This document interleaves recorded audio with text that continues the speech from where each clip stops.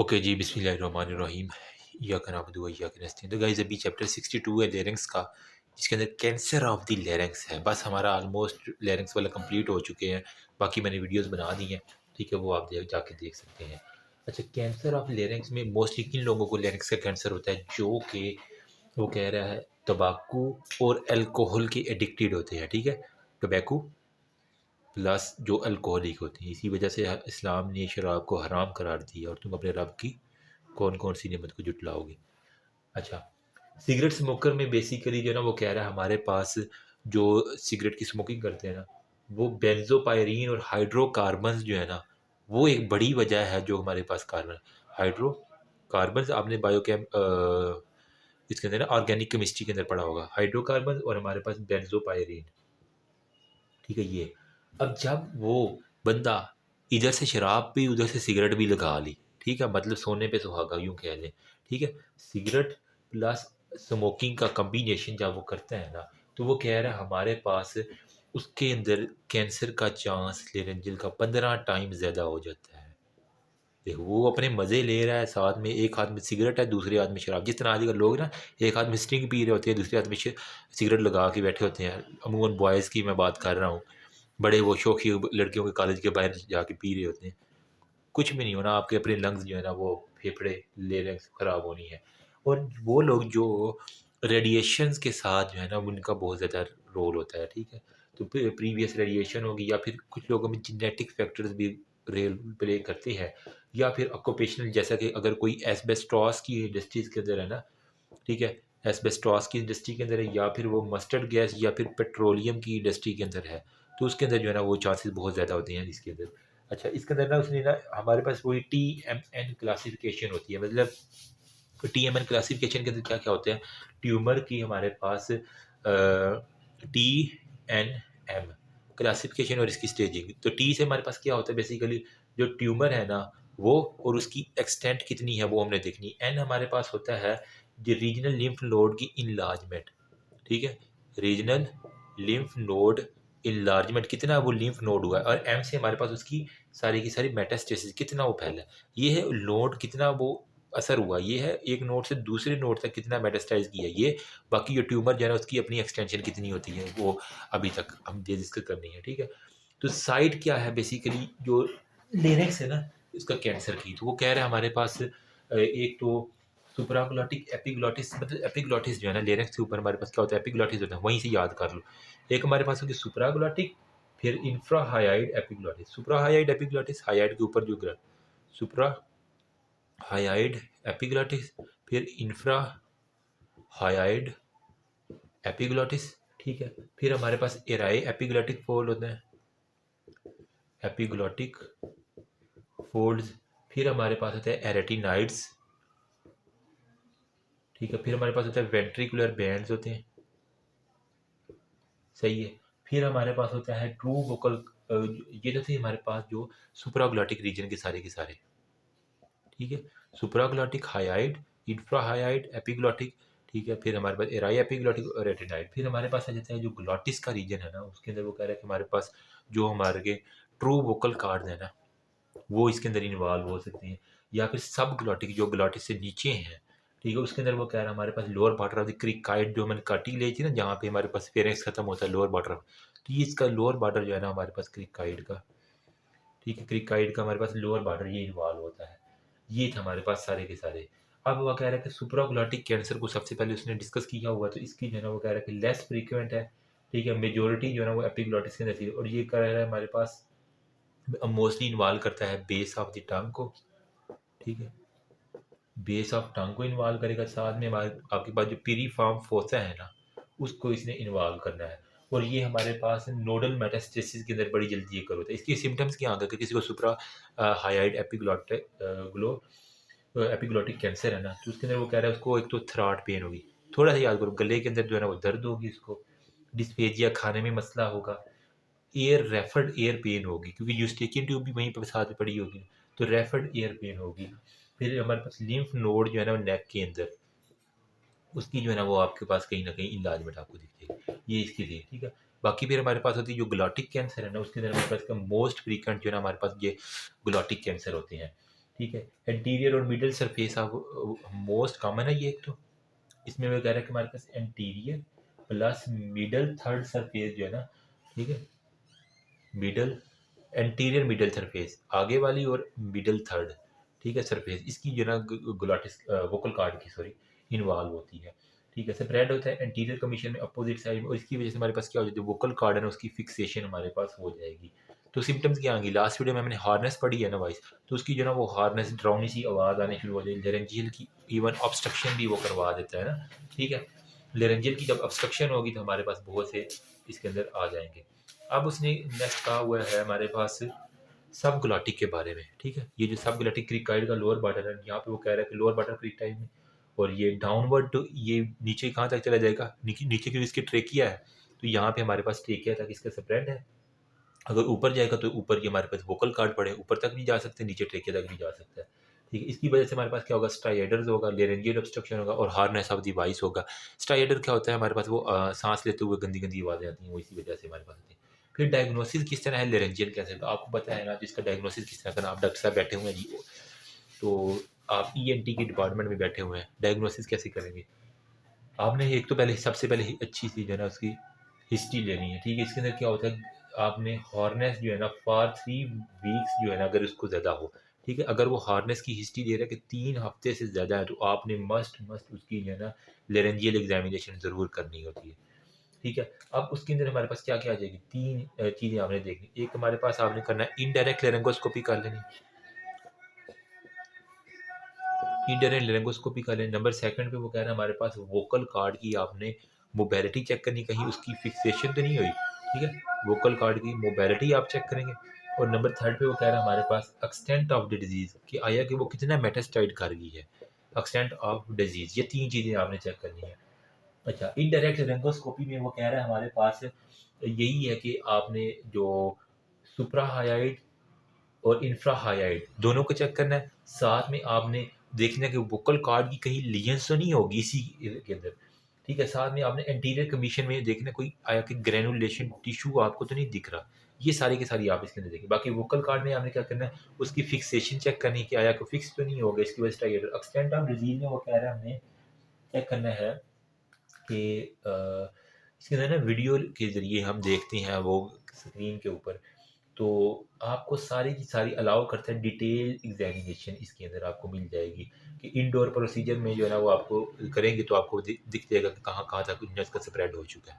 अच्छा, फिर वो कह रहा है कि आपने ना साथ में नेक की इन्लार्जमेंट देखनी है कि आया कि नेक की एग्जामिनेशन में कोई एक्स्ट्रा लेरेंजियल स्प्रेड डिजीज़ तो नहीं है वहाँ पे। ठीक है, साथ में वो कह रहे हैं कि नोडल मेटास्टेसिस आप देख लेंगे कि कहीं किसी नोड में।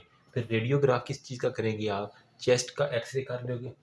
ठीक है, ताकि पता चल जाए कहीं ये लंग्स के अंदर तो नहीं चला गया कैंसर।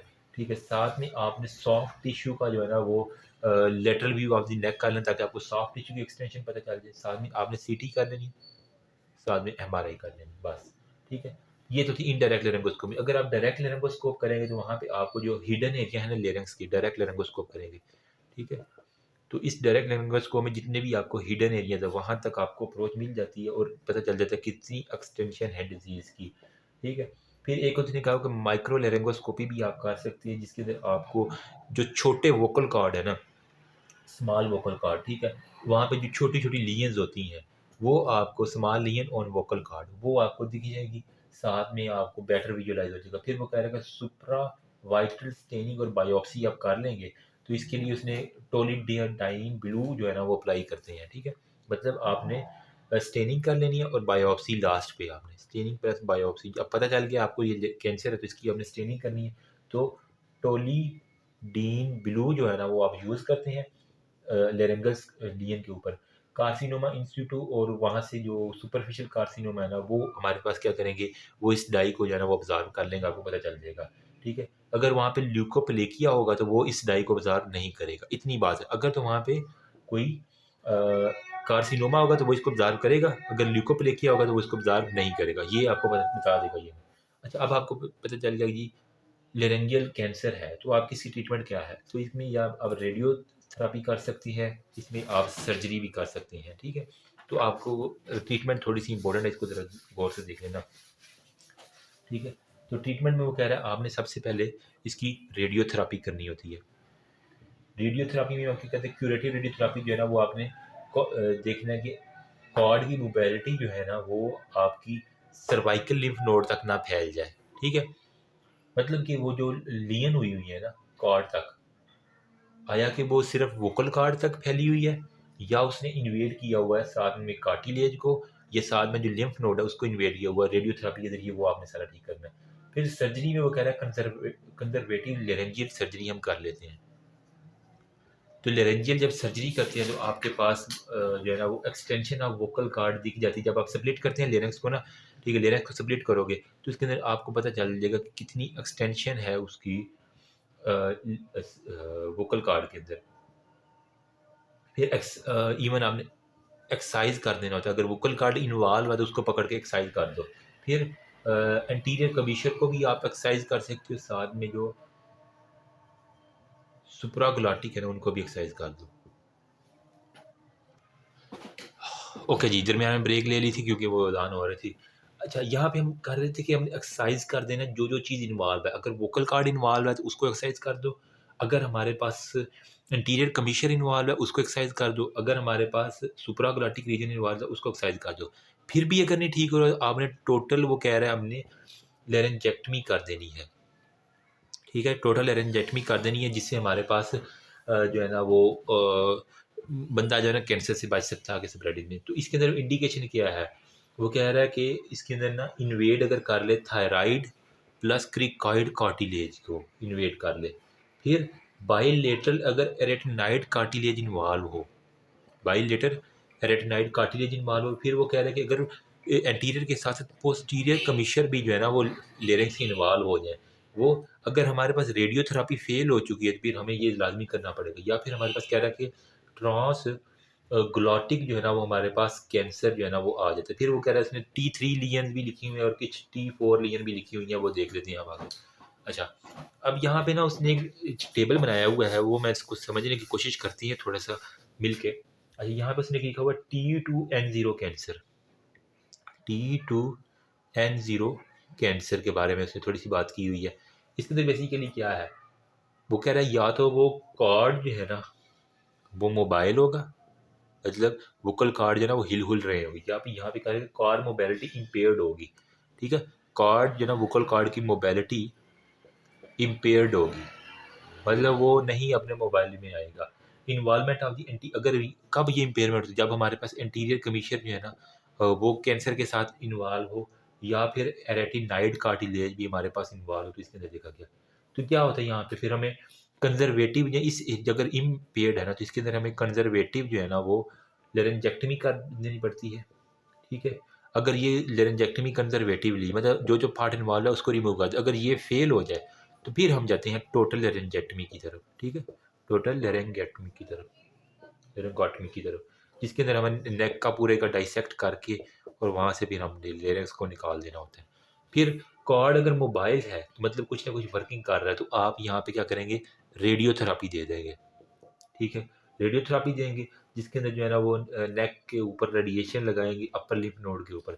अगर ये रेडियोथेरापी हमारे पास काम ना करे, अगर ये फेल हो जाए, यहाँ पे जब ये फेल थी तो हमने टोटल की थी, अगर ये हो जाए तो फिर हमने क्या करना है, फिर हमने यहाँ पे कंजर्वेटिव लेरेंजेक्टमी कर देनी होती है। अगर ये फिर फेल हो जाए तो फिर हम टोटल लेरेंजेक्टमी करते हैं। ठीक है, तो इसको जो है ना वो अगर रेडियोथेरापी हो जाए तो हम डायरेक्ट भी टोटल के ऊपर आ सकते हैं, डिपेंड करता है हम कंडीशन कौन सी है। तो ये एक उसने छोटा सा चार्ट बताया हुआ है जिससे आपको काफ़ी हेल्प मिल रही है। फिर वो कह रहे हैं कि हमारे पास जो है ना कुछ कंबाइन जो है ना वो हमारे पास थेरापी होती है जिसके अंदर प्री ऑपरेटिव और पोस्ट ऑपरेटिव जो है ना वो हमें रेडिएशन देनी होती है। फिर उसने कहा हुआ कि कुछ एंडोस्कोपिक रिसेक्शन होती है, एंडोस्कोपिक रिसेक्शन होती है जिसके अंदर हम CO2 जो है ना वो लेज़र का इस्तेमाल करते हैं। फिर उसने कहा कुछ हमारे पास ऑर्गन प्रिवेंशन में कह रहा है कीमोथेरापी जो है ना वो रेडियोथेरापी दोनों मिला के हम दे देते हैं। ठीक है, कीमो प्लस रेडियोथेरापी को मिला के दे देते हैं। ये हमारे पास सारे का सारा हो जाएगा इसका लेरेंजियल कैंसर की ट्रीटमेंट के अंदर। फिर वो कह रहा है कि अगर हमारे पास ग्लॉटिक कैंसर हो तो उसको किस तरह हमने ट्रीट करना है, बस ये थोड़ा सा रह गया तो इसको हम देख लेते हैं साथ लगे हाथ, क्योंकि फिर बच जाएगा ये। ठीक है, ग्लॉटिक कैंसर में कह रहा है कि हमारे पास कार्सिनोमा इन साइटू हो सकता है। ठीक है, यहाँ पे आ जाता है ग्लॉटिक कैंसर की अब बात कर रहे हैं। इसके अंदर वो कह रहा है हमारे पास अगर तो कार्सिनोमा इन साइटू, मतलब अभी वो उसने जगह बनाई है जरखेज़ ज़मीन कैंसर के लिए, तो इसे हम कार्सिनोमा इन सीटू कहते हैं। इसके अंदर फिर क्या करेंगे, आपने ट्रांस ओरली ना CO2 लेज़र लगा देनी है, तो इससे ठीक हो जाता है बंदा। अगर ये अवेलेबल ना हो तो आपने वोकल कार्ड की ना स्ट्रिपिंग अंडर माइक्रोस्कोप जो है ना वो वोकल कार्ड की स्ट्रिपिंग कर देनी होती है बस। ठीक है, वोकल कार्ड की स्ट्रिपिंग कर देनी है अंडर माइक्रोस्कोप, वहाँ से निकाल देना जो जो एरिया एरिया इन्वॉल्व है, तो आपके पास हो जाएगा। फिर अगर इन्वेसिव कार्सिनोमा, ये था कार्सिनोमा इन सीटू, अगर इन्वेसिव हो, अगर मतलब वो फैल रहा है, तो अगर तो वहाँ पे हो T1 कार्सिनोमा, ठीक है, तो उसके अंदर क्या होगा, हमने रेडियोथेरापी करनी होती है। अगर T1 कार्सिनोमा हो विद एक्सटेंशन ऑफ एंटीरियर कमीशर अगर इन्वॉल्व है, तो इसके अंदर हमें क्या करना होता है, रेडियोथेरापी वो कह रहा है हमारे पास बेस्ट है। अगर ये अवेलेबल ना हो तो फिर हम लेरेंजेक्टमी कर देते हैं, पार्शियल लेरेंजेक्टमी कर देते हैं। ठीक है, जिससे अगर ये फेल हो जाए तो फिर हमारे पास टोटल लेरेंजेक्टमी का केस आ जाता है।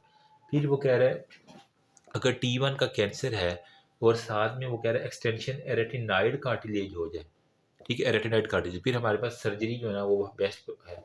लेकिन वो कह रहा है बाकी उसने कहा हुआ T2N0, ठीक है, ये लिम्फ नोड के अभी नहीं हुआ, लेकिन अभी T2 का जो ट्यूमर है, तो इसके अंदर क्या होगा, साथ में वो कह रहा है कि दो फैक्टर अगर इन्वॉल्व है, अगर कार्ड हमारे पास मोबाइल है, साथ में वो कह रहा है कि या इम्पेयर्ड भी हो सकता है, साथ में अगर इंटीरियर कमीशन इन्वॉल्व है या नहीं है, तो इसके अंदर फिर हमने सारी की सारी पार्शियल लेरेंजेक्टमी करनी है। अगर वो फेल हो जाए तो फिर हम टोटल लेरेंजेक्टमी कर देते हैं, सेम यही है।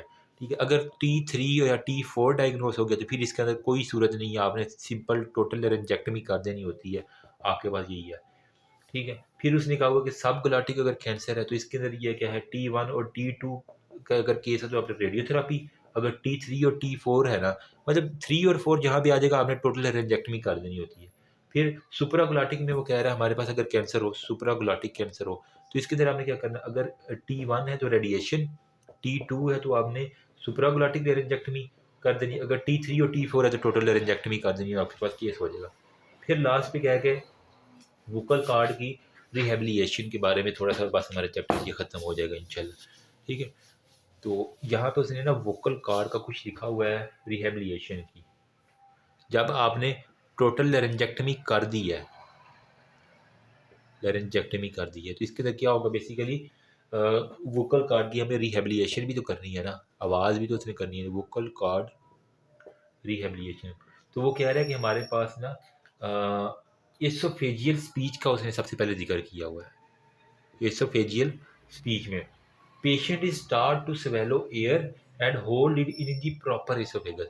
मरीज को कहते हैं कि अपनी जो है ना हवा उसको स्वेलो करो, ठीक है, और उसको जो है ना वो होल्ड करो in upper esophagus till esophagus, then eject slowly and speak 6 to 10 word. Open esophageal speech में क्या होता है, वो कहते उसे कहते हैं कि जिस तरह रोटी खाते हो ना, इसी तरह हवा को खाओ, ठीक है, इसको होल्ड करो, और फिर जब इसको जो है ना इजेक्ट करो ना, आराम आराम से इजेक्ट करो, और 6 से 10 लफ्ज़ बोलोगे, तो 6 7 8 1 2 3 4 5 6 7 8 9 10 गिनती गिन लो, ठीक है, 6 से 10 तक गिनती से गिनवाते हैं। इससे क्या होता है, वो एसोफेगस के ज़रिए जो है ना वो बोलना कुछ ना कुछ सीख जाता है। फिर कहते हैं अगर क्योंकि लिरिक्स तो रिमूव कर दिए, तो हम आर्टिफिशियल लिरिक्स एक मिलती है, ठीक है, वो कहता है इसके अंदर हमारे पास दो तरह की डिवाइसेस है, एक हमारे पास होता है इलेक्ट्रोलेरिंक्स, इलेक्ट्रोलेरिंक्स हो सकता है, या फिर हमारे पास हो सकता है ट्रांस ओरल न्यूमेटिक डिवाइसेस कुछ होते हैं, ठीक है, न्यूमेटिक डिवाइसेस। अब इलेक्ट्रोलेरिंक्स के अंदर वो कह रहा है कि वाइब्रेटिंग जो है ना वो disc against soft tissue of the neck जो है ना हम लगा देते हैं, एक हमारे पास डिस्क सी मिलती है, ठीक है, वाइब्रेटिंग वाली, उसको हम सॉफ्ट टिश्यू ऑफ नेक के साथ लगा देते हैं, उसके अंदर ना हमारे पास लो पिचड जो साउंड है ना वो प्रोड्यूस होती रहती है, जब वो गर्दन हिलेगी तो लो पिच साउंड प्रोड्यूस होगी, बंदे को पता चलता है क्या बोलना चाह रहा है। फिर यहाँ पे क्या कह रहा है हमारे पास, जो ट्रांस ओरल न्यूमेटिक डिवाइसेज है ना, vibration in the rubber diaphragm के अंदर जो है ना वो, यहाँ पे कुछ रबर डायग्राम का हमारे पास होता है, गूगल के अंदर आपने तस्वीरें देख लेनी है, जिसको हम ना कहते हैं कि प्लास्टिक ट्यूब के ज़रिए ना back of the oral cavity हम इसको ना लगा देती हैं, जिससे हमारे पास आवाज़ प्रोड्यूस, बस नाम आने चाहिए, बाकी प्रोसीजर के खुद ही कर लेंगे।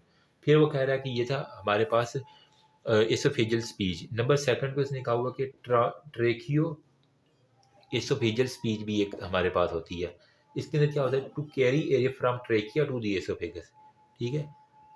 एयर को हमने कैरी करना है ट्रेकिया से एसोफेगस के अंदर, फिर उसको कहना है कि अपने जो फेरेंक्स है ना, हाइपोफेरेंक्स वाले इलाके, ठीक है। ये हमारे पास ट्रेकिया है, ये एसोफेगस है, और यहाँ पे हमारे पास हाइपोफेरेंक्स, ओरोफेरेंक्स और एपीफेरेंक्स है, ठीक है। आपने क्या करना है, उससे कैरी करवानी है एयर ट्रेकिया टू एसोफेगस और फिर हाइपोफेरेंक्स के अंदर ले जानी एयर, ठीक। फिर उसे कहना है by creating a skin launch फिस्चूला, यहाँ पे एक हम फिस्चूला सा बना दिया करते हैं इनके दरमियान में, ताकि हमारे पास ना एक आर्टिफिशियल प्रोस्थेसिस रख देते हैं इसके अंदर।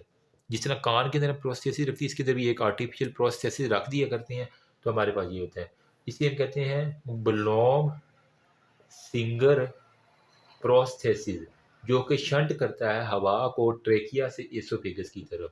फिर इसके अलावा एक और लफ्ज़ है पंजे प्रोस्थेसिस। मैंने याद किया हुआ था कि फज्जे के पाया होते हैं ना, तो वहीं से पंजे जो है ना वो हमारे पास प्रोस्थेसिस होता है, तो वो बस यही है। अदर में कह रहा है कि कुछ हमारे पास उसे ना रिटन लैंग्वेज इस्तेमाल की जाती है कि वो लिख के बता सकता है, या फिर ए फोनिक लिप स्पीच, मतलब वो के होंठों के ज़रिए जो है ना उसको बताया जाता है, तुमने इस तरह होंठ की गुलाई करनी है तो समझ आ जाएगी लोगों को क्या क्या होती है, ठीक है।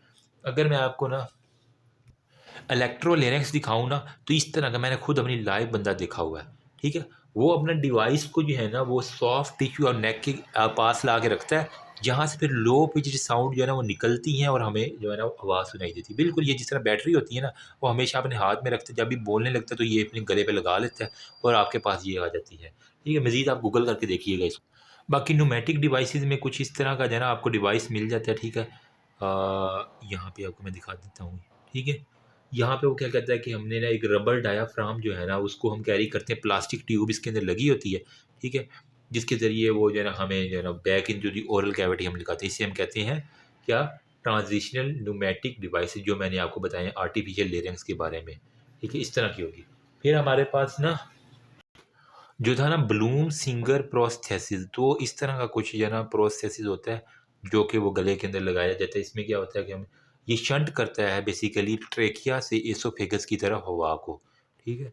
तो यहाँ पे हम करके लगा दिया करते हैं, ठीक है, वोकल प्रोस्थेसिस, जो कि ट्रेकिया से इधर एसोफेगस, एसोफेगस से फिर इसको हाइपोफेरेंक्स के अंदर जो है ना वो ले जाता है, तो यहाँ पे करके आपने लगानी होती है ये सारी की सारी। फिर हमारे पास कुछ पेंजेस पेंजिस प्रोस्थेसिस होती है, ये भी इसी तरह की जो है ना डिवाइस है कुछ, मतलब इससे मिलती जुलती ही है, ठीक है। तो बस इनके नाम आने चाहिए, बाकी आइडेंटिफिकेशन बहुत कम ही पूछती होते हैं इसकी, ठीक है। तो बस that's all about this chapter. Hopefully कुछ ना कुछ आपको जो है ना कैंसर ऑफ द लेरिंक्स के बारे में हो गया होगा, ठीक है। अगर ये क्लासिफिकेशन याद आ रहा है, वेल एंड गुड है, लेकिन T1 T2 T3 ये पुराने वाली ही है जो हमने, सिर्फ M1 जो है ना वो आखिर में जाके आती है, 4B के अंदर कहीं जाकर। डायग्नोसिस में हमने हिस्ट्री, ये 2016 का क्वेश्चन आया हुआ, डायग्नोसिस किस तरह करें लेरेंजियल कैंसर का। इनडायरेक्ट लेरेंगोस्कोपी, फिर आपने फ्लेक्सिबल फाइब्रो रिजिड लेरेंगोस्कोपी या वीडियो लेरेंगोस्कोपी, ये एग्जामिनेशन ऑफ नेक है, रेडियोग्राफ है, डायरेक्ट लेरेंगोस्कोपी, माइक्रो लेरेंगोस्कोपी और सुप्रा स्टेन बायोप्सी वगैरह का। ट्रीटमेंट हमारे पास 2015 में भी आई हुई है लेरेंजियल कैंसर की, 16 में भी आई हुई है। रेडियोथेरापी, सर्जरी, कंबाइंड थेरापी है, ठीक है। CO2 लेज़र और आर्गन प्रिजर्वेशन करनी होती है किस किस तरह। बाकी ये आपको डिवाइसेस दिखा दिए हैं, प्रोस्थेसिस आपको दिखा दिए, यहाँ से यूँ जा रही है, ठीक है। बाकी ये वाला मैंने आपको बता दिया था, अगर फेलियर टू लेरेंजेक्टमी कर दिया करते हैं। That's all about, thank you so much, remember me also. ये पीछे ये है method of communication in laryngectomized patient में। रिटन लैंग्वेज है, एफोनिक लाई स्पीच है, कंबाइंड में इसोफेजियल स्पीच है, इलेक्ट्रोलेरिक्स है, ट्रांस ओरल न्यूमेटिक डिवाइसेस हैं, कुछ ब्लूमर सिंगर प्रोस्थेसिस और पंजे प्रोस्थेसिस मैंने बता दिए हैं। थैंक यू, अल्लाह हाफिज़।